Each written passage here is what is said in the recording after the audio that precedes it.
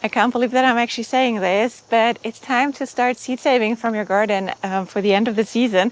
I know, I don't know how September crept up on us so fast, but here we are. So I'm going to show you in today's video what seeds I typically save, how to do it. And if you wait until the end, I might have a little surprise to you when it comes to sharing those seeds, so hold on for that one. I'm Steffi, I'm a home gardener here in Attleboro, Massachusetts, Zone 6, and I love to take you along for the ride, so welcome to my channel. What plants you can save seed from? I would say as a general rule, anything what you started from seed, you could save seed at the end of the season as well. There are a few caveats to that though. The plants which you seeded in the beginning of this year might not come back through next year because they got pollinated with something else, so they might have crossed with other plants. Some varieties are hybrid varieties, so they have been like engineered with like two different parents to make this specific variety. So when you save seeds from this specific variety, might come something different out at the next year. But that's kind of a little bit the fun in gardening, right? Sometimes the mystery of what you're going to grow and what you're going to get next year from the seeds you saved. I personally like that one. The other thing is also that it's very, very beneficial for you to save seeds of plants which did really, really well in your climate for this current year, because there's a good chance that this one will do really well next year. So sometimes I have like one stellar variety which just outperforms everything, and I was like, I gotta save seed from this one because this has been clearly a top performer for our climate. So which are the plants which I prefer to save seeds from? Again, the ones I grow from seed, which is all here in my outer flower L or cut flower L, my fillers, are the ones where I love to save seeds from. Basil is super easy to save seeds from. My Celosia, the Zinnias, obviously. And then something new, what I'm trying to do this year is I'm going to save the dwarf zinnias, which I had on my deck, as well as the geranium seeds, and see how they will grow next year. So that is a little bit of an experiment, but they all went to seed now, so it's a good moment to save those. So let's quickly discuss what you need for seed saving. Not much. Some snips, and what I use is just like some lunch brown bags. What's important though is to mark those ones properly. So I just have them marked with a garden marker on it what I'm going to save. And that is important because typically I let the seeds dry out in those brown paper bags until they're truly 100% dried out. That helps later and makes it easier to remove the seeds, and that makes also sure that you have fully cured seeds. So for that reason, the brown paper bags are great because they let air in and out a little bit, so they're a little bit more breathable. So I wouldn't recommend plastic bags. But what else you could use is like those organza bags if they are fine enough, because some seeds are really, really small and tiny. But I would go with the brown paper bags. I think everybody has that at home. It's the easiest one or the most affordable one to get at a store quickly as well. So basil is a super easy one to seed save because they have those beautiful seed heads, which I also love to use in bouquets. But once they brown, when you dig a little deeper, like the second layer one, so we want to cut those brown ones already because those are matured seed heads. I wouldn't cut anything green, but anything what has already brown on it should be safe to put in a paper bag and let them cure out. For example, this one. Look at this, mostly brown, still on the top a little bit green, but perfectly fine. Now we pack that in here.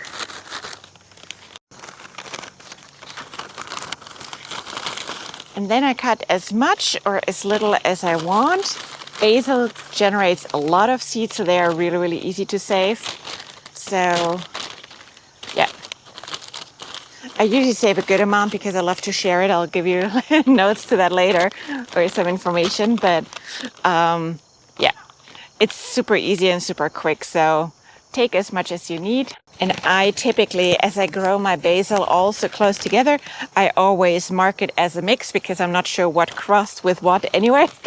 So that is just good practice because those are most likely all like multiple or cross-pollinated by the bumblebees around. So don't expect to get exactly like the blue spice or the lemon basil bag. Might be, oh, blue spice lemon. That would be nice. Yeah, and once you dig a little bit deeper, you definitely find the crisp ones. But I usually cut it hard, so I had to I had to dig deep for a good amount here. The next one is the Celosia. You can see it mingled in here and this very tall one there, which is like 8 feet tall or something like that. I just let it grow out because it's too large to get into a bouquet now, and I just thought it was funny. But so when we look at Celosia, you can see it getting ready from when it starts to like show seeds on the bottom.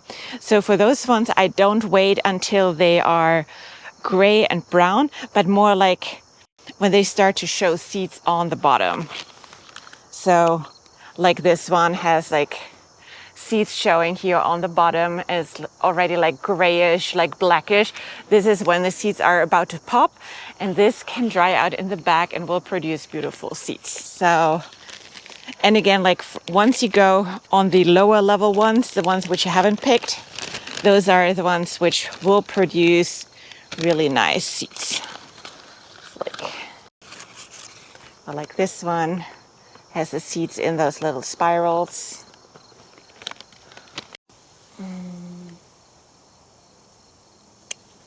Isn't that a cutie? And you can tell again, like it has this black hue on the bottom already, and if you go, you see seeds already falling out.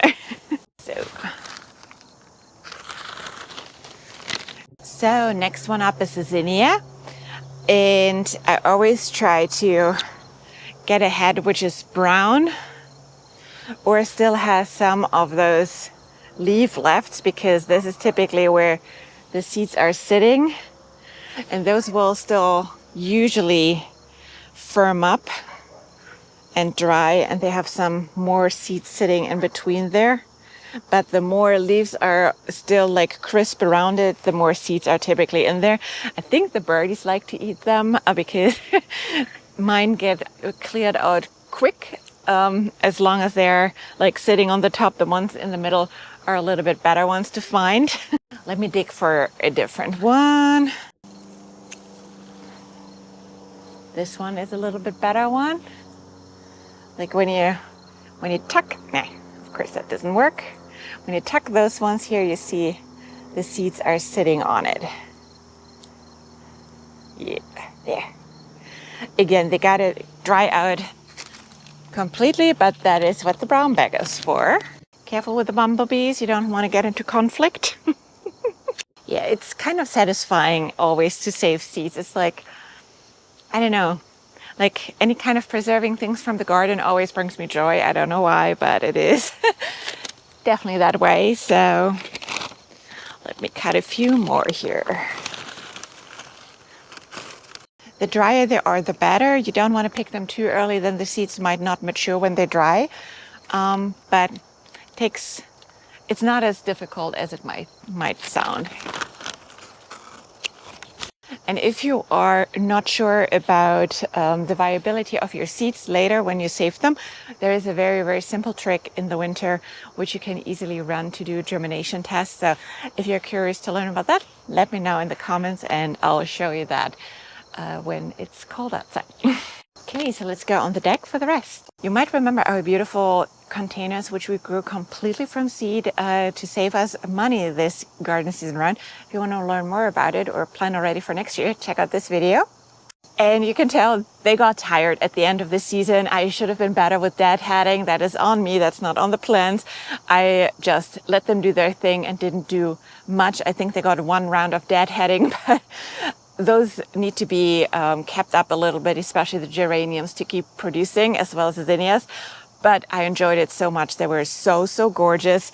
And now you can tell the geraniums as well as the zinnias went to seed. So we'll save some seeds here. And those zinnia seeds are going to go into a different bucket for dwarf zinnias. But I'm curious if they truly come back as dwarf, because I had a lot of other regular zinnias around. So to my earlier comment, they might have been cross-pollinated with just some normal zinnias. So when you grow them, just see how they get out of it and let me know. But the intention is to have here the dwarf zinnias being dwarf later. So for the geranium, you see all those seed heads here, and those are already pretty much crisp up. So I will just cut those ones up and put them into my bag.